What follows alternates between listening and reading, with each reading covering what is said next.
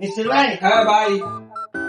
ভাবি আমার পাড়াই দিল কি দুধ বলে খালি উঠে পড়ে থাকে, এটা একটু ঠিক করে দিচ্ছে। এইটা মানে তুইলেও মুখটা খালি পড়িয়া জায়গা। আরে আপনি বুঝতেছি দুধ পয়লা জায়গা, ভাবি বললো দুধ পয়লা জায়গা উপর দিয়ে উপর দিয়ে। আমি এটা ঠিক করে দিই। ও উর্দা দুধ পড়িয়া জায়গা ঠিক করে দিবা কি করছে?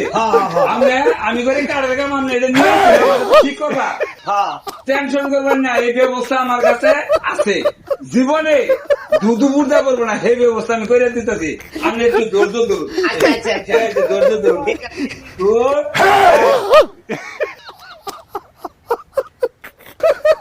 এই যে ব্যবস্থা করে দিচ্ছি চল। হ্যাঁ, আর দুধ উর্দা করবো না। যা, আমি ভাবির কাছে দিয়ে দেব।